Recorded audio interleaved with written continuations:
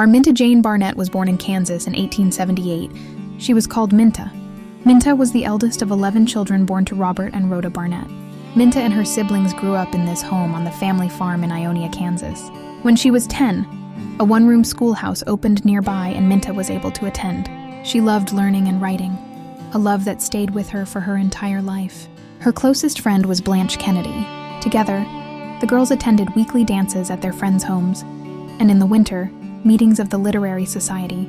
Around age 16, Minta was being courted by Blanche's brother.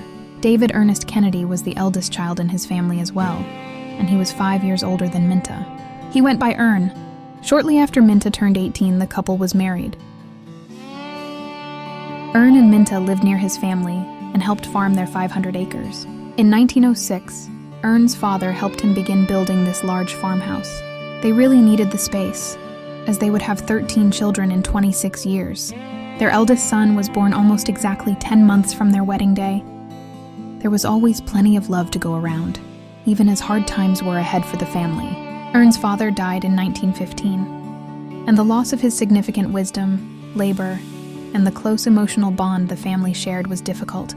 Farming was difficult in rural Kansas in the early 1900s. For every one abundant harvest, it seemed like there were multiple years of drought and hardship. In 1922, Ern and Minta lost their big home and the 300-plus acres they owned.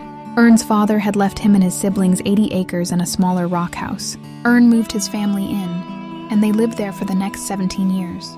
The Dust Bowl years came and the most severe drought yet. The well went dry, and Ern had to go 2.5 miles away with a horse-drawn 300-gallon tank to draw water from a community well for all their animal and living needs.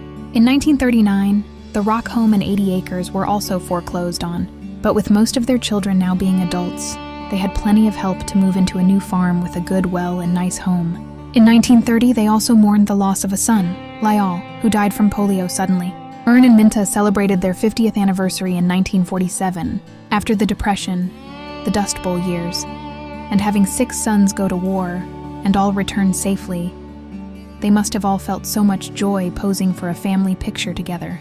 In 1951, after 54 years of marriage with his darling Minta, Ern fell asleep for the last time. Minta lived for another 7 years. At age 16, Minta never could have guessed how many trials would be ahead, but love carried her through them all.